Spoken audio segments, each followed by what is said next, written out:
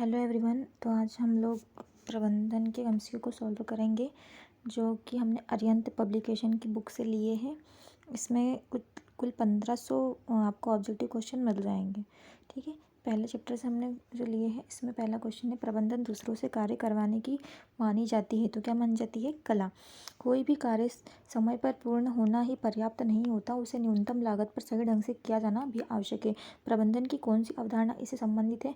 तो इससे कुशलता और पूर्णता ये दोनों अवधारणा शामिल है। प्रबंधन एक जटिल क्रिया है, इसमें कौन सी क्रिया सम्मिलित है?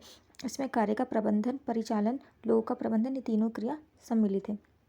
निम्न में से कौन सा प्रबंधन का उद्देश्य है? इसका उद्देश्य संगठनात्मक उद्देश्य, सामाजिक उद्देश्य, कर्मचारीगण संबंधी उद्देश्य, उपरोक्त सभी। तो इसका आंसर आ जाएगा उपरोक्त सभी। ये सभी इसके उद्देश्य है। प्रबंधन की प्रकृति कैसी? एक कला है, एक पेशा है, एक विज्ञान है या बहुआयामी है? तो इसकी प्रकृति बहुआयामी। प्रबंधन विज्ञान है क्योंकि उसमें विशेषता होती है। कौन सी विशेषता होती है? क्रमबद्ध ज्ञान समूह की। ठीक है, परीक्षण पर आधारित सिद्धांत की ये भी इसकी विशेषता है, व्यापक वेद्यता की ये भी विशेषता है, और उपरोक्त सभी। तो ये सारी इसकी विशेषता आ जाएगी।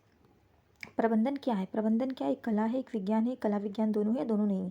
तो इसका आ जाएगा कला और विज्ञान दोनों है। नीति निर्धारण का कार्य क्या है? तो 3 स्तर होते हैं, उच्च स्तर, मध्यम स्तर और अंतिम स्तर। तो उच्च स्तर का कार्य क्या होता है? नीति का निर्धारण करना। फोरमैन प्रबंधन के किस स्तर से संबंधित कर्मचारी है? तो फोरमैन क्या है? सबसे निम्न स्तर का प्रबंधन का कर्मचारी। कर्मचारी के कार्यों का मूल्यांकन किस प्रबंधन स्तर के तहत होता है? तो कार्यों का जो मूल्यांकन होता है वो पर्यवेक्षी स्तर के तहत होता है। कर्मचारी के कार्यों का मूल्यांकन कौन से स्तर के तहत होता है? तो यह होता है आपका पर्यवेक्षी स्तर के अंतर्गत। प्रबंधन के प्राथमिक या मुख्य कार्य कितने? तो पहले प्राथमिक और मुख्य कार्य 7 कार्य इसके प्राथमिक है और मुख्य। प्रबंधन का सबसे महत्वपूर्ण कार्य कौन सा होता है? प्लानिंग होता है। नियोजन इसका सबसे महत्वपूर्ण कार्य होता है। कौन सा कार्य प्रबंधन का सहायक कार्य नहीं है? तो नियोजन कार्य इसका सहायक कार्य नहीं है। क्यों? क्योंकि ये इसका महत्वपूर्ण कार्य है। समन्वय क्या होता है? समन्वय क्या है? प्रबंधन का एक सार है।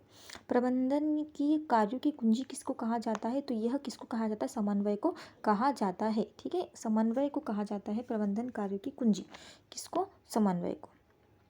प्रबंधन कार्यों में सम्मिलित है, क्या क्या सम्मिलित है? नियोजन, संगठन, समन्वय, ये सभी इसमें सम्मिलित है। प्रबंधन के अंदर आपका प्लानिंग आ जाएगा, आपका ऑर्गेनाइजेशन आ जाएगा, कोऑर्डिनेशन आ जाएगा, ये सभी इसके अंदर सम्मिलित है। प्रबंधन क्या है? प्रबंधन एक सर्वव्यापी है, बहुआयामी है, सामूहिक क्रिया है। तो ये सभी है। प्रबंधन एक विज्ञान के रूप में। क्यों? क्योंकि क्रमबद्ध ज्ञान समूह है। इसमें क्या है? क्रमबद्ध ज्ञान समूह, इसलिए इसको हम एक विज्ञान के रूप में भी मानते हैं।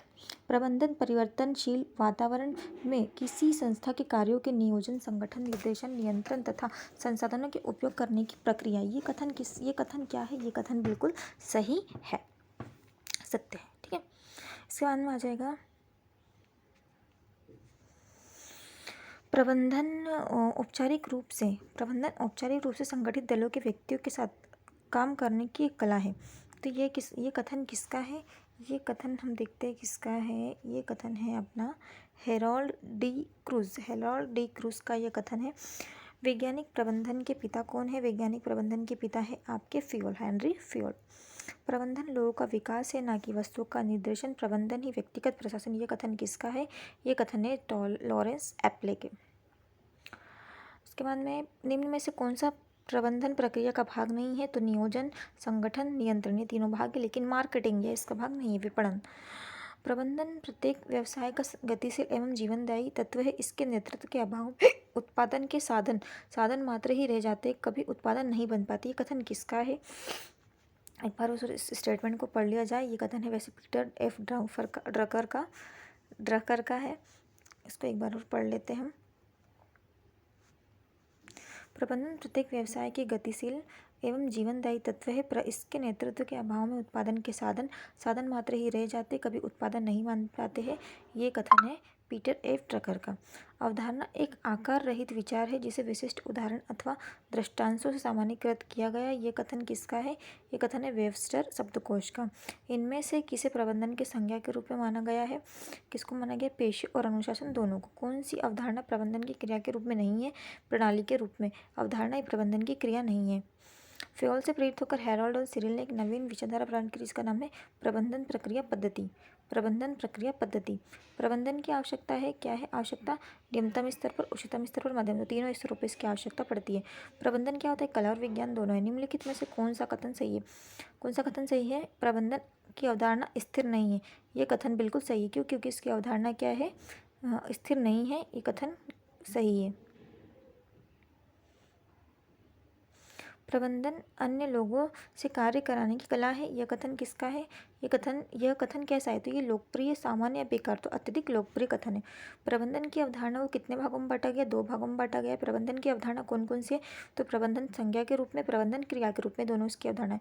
प्रबंधन एक क्रिया के रूप में है तो क्या करता है? दूसरों से कार्य कराने की कला है। सामूहिक रूप से कार्य कराने की कला है। प्रबंधन द्वारा किए जाने वाला कार्य है। तो उपरोक्त सभी आ जाएगा। प्रोफेसर थियो हैमन ने प्रबंधन का कितने अर्थों में उल्लेख किया है? तो इन्होंने कितने अर्थों में उल्लेख किया है? 3 अर्थों में। PER है इसमें। प्रबंधन की प्रकृति क्या होती है? सॉरी, इधर देखते 37। प्रबंधन की अवधारणा पर आधारित है। किस पे आधारित है? मनोविज्ञान पर आधारित है। सुमेलित कीजिए। मध्य स्तरीय नीतियों का मूल्यांकन करना, निम्न स्तरीय प्रबंधन के समक्ष रखना, उच्च स्तरीय नीति का निर्धारण करना, और चेयरमैन क्या करता है? आवश्यक स्रोतों को जुटाता है। तो इसका आंसर हो जाएगा सी हो जाएगा। प्रबंधन संसाधनों के उपयोग की प्रक्रिया है। प्रबंधन संसाधन के उपयोग की प्रक्रिया है। संगठन, नियंत्रण, नियोजन, ये सभी के उपयोग की प्रक्रिया है। प्रबंधन से आशय पूर्वानुमान लगाना, योजना बनाना, आदेश देना, समन्वय करना तथा नियंत्रित करना है। ये कथन किसका है? तो ये कथन हेनरी फ्योल का। एक बार देखिए, प्रबंधन से आशय पूर्वानुमान लगाना किसी चीज़ का, फिर उसकी योजना बनाना, फिर उसको आदेश देना, समन्वय करना, नियंत्रण करना, ये क्या है? यह कथन है हेनरी फ्योल का। निम्न में से प्रबंधन की विशेषता नहीं है। कौन सी विशेषता नहीं? मानवीय कार्य, सृजनात्मक कार्य, सार्वभौमिक क्या है? एक संस्था की ख्याति। तो समझ में आ रहा है, संस्था की ख्याति इसकी विशेषता नहीं है। प्रबंधन की एक रचनात्मक एवं निरंतर प्रक्रिया है। निम्न में से कौन सा असंगत है? निम्न में से कौन सा असंगत है? प्रबंधन एक विशिष्ट प्रक्रिया है, सही है। प्रबंधन उद्देश्यपूर्ण, ये भी सही है। प्रबंधन सार्वभौमिक, ये भी सही है। लेकिन प्रबंधन स्वामित्व से संबंध नहीं है, ये गलत है। तो ये असंगत हो जाएगा। निम्न में से कौन सा असत्य है? कौन सा असत्य है भैया देख लेते हैं। प्रबंधन दूसरों से कार्य करवाने की कला नहीं है, गलत, जबकि ये तो सही है, इसलिए असत्य हो जाएगा। प्रबंधन की विशेषता क्या है? तो प्रबंधन कला विज्ञान है, ठीक है। मानवीय और भौतिक संसाधन का सदुपयोग है, ठीक है। प्रबंधन एक सार्वभौमिक प्रक्रिया, ये भी सही है। तो उपरोक्त सभी। निम्न में से कौन सा सत्य कथन है? प्रबंधन एक पेशा बन रहा है, ये कथन बिल्कुल सही है। बाकी सब देख लो आप, गलत है। निम्न में से कौन सी प्रबंधन की विशेषता है? तो प्रबंधन एक आर्थिक तंत्र है, प्रबंधन मानवीय कार्य है, प्रबंधन संस्था की ख्याति नहीं है। तो ये गलत, वैसे ही गलत हो जाएगा। दोनों ऊपर के सही है, तो ए और बी। प्रबंधन की प्रकृति क्या होती है? पदानुक्रम व्यवस्था या मानवीय कार्य? तो ए और बी दोनों इसकी प्रकृति है। निम्नलिखित में से असंगत को बताइए। तो इसमें सारे स्टेटमेंट अच्छे से पढ़ना पड़ेगा। प्रबंधन साधारण तथा स्वामित्व से भिन्न होता है, ठीक है। प्रबंधन भौतिक संसाधनों से संबंध नहीं रखता है, तो ये कथन हो जाएगा गलत, कि रखता है संबंध। निम्न में से कौन सी प्रबंधन की प्रकृति नहीं है? कौन सी नहीं है? प्रबंधन में नियोजन, संगठन, नियंत्रण सम्मिलित नहीं है, ये इसकी प्रकृति नहीं है। निम्न में से कौन सा प्रबंधन का भाग है? प्रबंधन का उद्देश्य और सार्वभौमिक प्रक्रिया दोनों ही प्रबंधन का भाग है। प्रबंधन के कार्य है, कौन कौन से कार्य? मुख्य कार्य, सलाहकार, तो सी आ जाएगा। ए और बी दोनों कार्य। निम्न में से कौन सा प्रबंधन का प्राथमिक अंग है? समन्वय, नियोजन और समन्वय, संगठन और नियोजन, और ये सभी। तो ये इसका जो प्राथमिक कार्य है ना भैया, वो आ जाएगा आपका प्लानिंग, है ना। नियोजन इसका प्राथमिक कार्य है। इसको थोड़ा ध्यान से देखना। ये जो सभी लगाया है मैंने, है ना, इसका आंसर हो जाएगा। प्राथमिक कार्य का अंग है क्या है? नियोजन।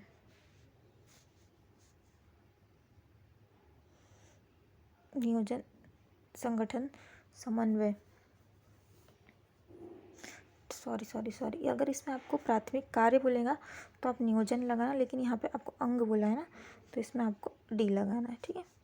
निम्न में से कौन सा कथन असत्य है? कौन सा कथन असत्य है? नियोजन प्रबंधन का कोई प्राथमिक कार्य नहीं है। तो ये कथन बिल्कुल असत्य है, क्योंकि जो प्लानिंग होती है वही प्रबंधन का प्राथमिक कार्य होता है। निम्न में से कौन सा प्राथमिक कार्य का प्रकार नहीं है? देख लो ध्यान से ज़रा। नियुक्ति करना, निर्देशन, नियोजन, नियंत्रण। तो निर्देशन, नियोजन, नियंत्रण, ये तीनों इसके प्राथमिक कार्य, लेकिन नियुक्ति करना ये आपका क्या हो जाएगा? इसका सहायक कार्य हो जाएगा, या बाद में आ जाएगा। श्री R.D. डेविस के अनुसार प्रबंधन के कितने कार्य है? तो प्रबंधन के कितने कार्य है? या 3 कार्य। प्रबंधन के सहायक कार्य है, कौन से सहायक कार्य? नव प्रवर्तन करना, ठीक है, प्रतिनिधित्व करना, नियुक्ति करना, ये सभी इसके सहायक कार्य में आ जाते हैं। निम्न में से कौन सा प्रबंधन का सहायक कार्य नहीं है? समन्वय करना, नियुक्ति करना, नियंत्रण करना, या नव प्रवर्तन करना। तो जो समन्वय करना, ये इसका सहायक कार्य नहीं है। क्यों? क्योंकि समन्वय इसका प्राथमिक कार्य। निम्न में से कौन सा प्रबंधन का प्राथमिक कार्य नहीं है? तो नियोजन करना, निर्देशन करना, नियंत्रण करना, ये तीनों इसके प्राथमिक कार्य, लेकिन निर्णय लेना, डिसीजन मेकिंग, ये इसका प्राथमिक कार्य नहीं है।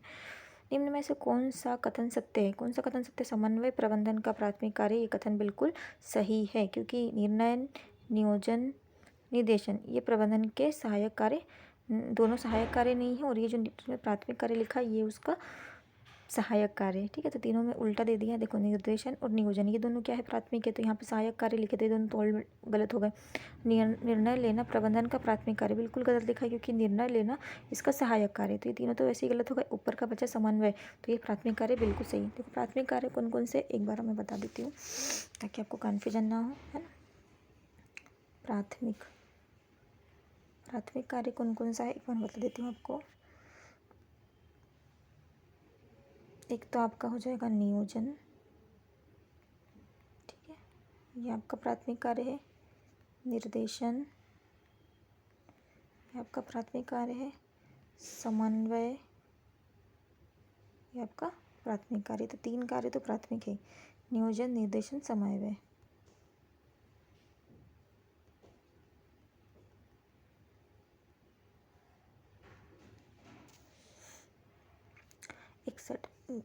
निम्न में से कौन सा कथन असंगत है।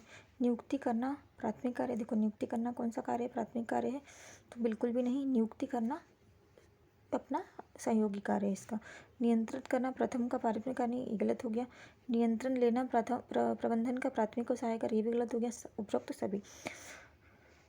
उसके बाद में देखते प्रबंधन का सहायक कार्य। निर्णय लेना प्रबंधन का सहायक, क्योंकि जो बाकी के जो तीनों हैं ये क्या है, इसके गौण कार्य है, ये इसके प्राथमिक कार्य। प्रबंधन के सहायक कार्य का अंग है, तो प्रतिनिधित्व करना, नियुक्त करना, नवप्रवर्तन करना, ये तीनों इसके सहायक कार्य। प्रबंधन का प्राथमिक कार्य क्या है, प्लानिंग इसका प्राथमिक कार्य है, ठीक है। सुमेलित कीजिए, तो देखो प्राथमिक कार्य में क्या आ जाएगा, सबसे पहले हो जाएगा प्लानिंग, ठीक है। सहायक कार्य में होगा निर्णय लेना। प्रबंधन की विशेषता में सार्वभौमिक क्रिया, और प्रबंधन की अवधारणा में आ जाएगा प्रबंधन एक संज्ञा के रूप में और एक क्रिया के रूप में। प्रबंधन का कौन सा निम्न में से कौन सा प्रबंधन का कार्य नहीं है, तो ये नियोजन, संगठन, निर्देशन तीनों कार्य, लेकिन मानवीय क्रिया इसका कार्य नहीं है। प्रबंधन प्रक्रिया का प्रथम चरण है, कौन सा है, नियुक्तिकरण चरण पूछा उसने। प्रबंधन प्रक्रिया में सम्मिलित किया गया है संगठन को सम्मिलित किया गया है, प्रक्रिया का पूछ रहा है ना, इसलिए। प्रबंधन प्रक्रिया का अंतिम चरण है नियंत्रण।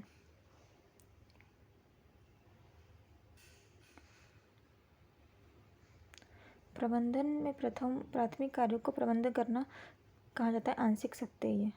निम्न में से कौन सा कथन असत्य है, उपरोक्त सभी, उसको पढ़ लेना, उपरोक्त सभी, ठीक है। 80 क्वेश्चन तक करेंगे हम बस।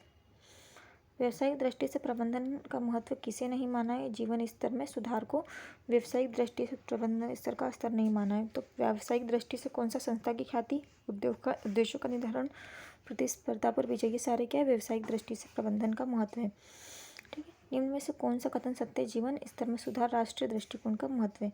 निम्न में से कौन सा कथन असत्य है, प्रबंधन के महत्व को 4 भागों में बांटा, ये कथन बिल्कुल असत्य है। प्रबंधन के महत्व को दृष्टिकोणों से कितने आधार पर बांटा गया है, 3 आधार पर बांटा गया है। प्रबंधन का महत्व है, कौन कौन से 3 आधार से देख लेते हैं, व्यवसायिक दृष्टिकोण से, सामाजिक दृष्टिकोण से और राष्ट्रीय हित के दृष्टिकोण से। तो ये 3 दृष्टिकोण से इसका महत्व है। व्यवसायिक दृष्टिकोण से प्रबंधन का महत्व क्या है, संस्था की ख्याति में, प्रतिस्पर्धा पर विजय में, जीवन स्तर में सुधार में, ये दोनों ए और बी। संस्था की ख्याति और प्रतिस्पर्धा में, जीवन में, ये दोनों व्यावसायिक दृष्टि है। लेकिन जीवन स्तर में सुधार, ये क्या है, इसका सामाजिक दृष्टिकोण है। व्यावसायिक दृष्टिकोण से प्रबंधन के महत्व का अंग कौन सा है, व्यावसायिक दृष्टि से देख लो एक बार, उद्देश्यों का निर्धारण करना, उत्पादन में वृद्धि करना, संसाधनों का अनुकूलन प्रयोग करना, ये सभी काय में आ जाएगा, व्यावसायिक दृष्टिकोण, ठीक है। प्रबंधन मनुष्यों का विकास है, यह कथन किस संबंधित है, व्यावसायिक दृष्टिकोण से। व्यावसायिक दृष्टिकोण से प्रबंधन का महत्व किसे माना गया है, तो संसाधनों का मानवीय विकास और परिवर्तक का प्रेरक व माध्यम। निम्न में से कौन सा कथन व्यावसायिक दृष्टिकोण का महत्व है, संस्था की सफलता और लक्ष्यों की प्राप्ति। सामाजिक दृष्टिकोण से निम्न में से महत्व है जीवन स्तर में सुधार। सामाजिक दृष्टि से प्रबंधन का महत्व है रोजगारों के अवसरों में वृद्धि। सामाजिक दृष्टिकोण से प्रबंधन के महत्व का अर्थ है रोजगार के अवसरों में वृद्धि। प्रबंधन आधुनिक समाज के मूलभूत विश्वासों को भी अभिव्यक्त करता है, ये कथन किसका है, पीटर एफ ड्रकर का है। प्रबंधन आधुनिक समाज के मूलभूत विश्वासों को भी अभिव्यक्त करता है, ये कथन है पीटर एफ ड्रकर का। निम्न में से कौन सा कथन सत्य है, तो ये सारे कथन सत्य है। आर्थिक विकास व्यावसायिक दृष्टिकोण का महत्व बिल्कुल सही है। रोजगार के अवसरों में वृद्धि सामाजिक दृष्टिकोण का महत्व, ये भी सही है। जीवन स्तर में उद्धार राष्ट्रीय दृष्टिकोण का महत्व है, ये भी सही है। निम्नलिखित में से कौन सा कथन सामाजिक दृष्टिकोण का महत्व है, तो रोजगार के अवसरों में वृद्धि करना, श्रम समस्या का समाधान करना, जीवन स्तर में सुधार करना, ये सभी सामाजिक दृष्टिकोण। निम्न में से कौन सा कथन असत्य है, देखो प्रबंधन सर्वव्यापी नहीं है, कथन बिल्कुल असत्य है। क्यों, क्योंकि प्रबंधन क्या है, सर्वव्यापी है। सामाजिक दृष्टिकोण से प्रबंधन का महत्व किसे नहीं माना गया है? तो संस्था की ख्याति को और संसाधनों के अनुतल को, ये दोनों नहीं माने। क्यों? क्योंकि ये इसको व्यावसायिक दृष्टिकोण से महत्व माना गया है। सामाजिक दृष्टिकोण से प्रबंधन का महत्व है श्रम समस्या का समाधान करना, समाज के विभिन्न वर्गों में सामंजस्य स्थापित करना। प्रबंधन का कौन सा महत्व है? सामाजिक दृष्टिकोण से प्रबंधन का महत्व है। समृद्ध समाज में स्वतंत्रता व गौरव का एकमात्र बचाव हमारी सुप्रबंधित संस्थाओं में निहित है। ये कथन किससे संबंधित है? तो देखो, स्वतंत्रता भी दिख रहा है, गौरव भी दिख रहा है, तो जाहिर सी बात है राष्ट्रीय हित ही होगा। राष्ट्रीय दृष्टिकोण से प्रबंधन का महत्व किसे नहीं माना गया है? तो रोजगार में अवसर की वृद्धि को, क्योंकि राष्ट्रीय नहीं, ये सामाजिक दृष्टि है। राष्ट्रीय दृष्टिकोण से प्रबंधन का महत्व किसे माना गया है? राष्ट्रीय समृद्धि को। प्रबंधन की महत्वपूर्ण भूमिका है पूंजीवादी, साम्यवादी, समाजवादी तीनों में। राष्ट्रीय दृष्टिकोण से प्रबंधन के महत्व का अंग है आर्थिक विकास। निम्न में से कौन सा कथन सत्य है?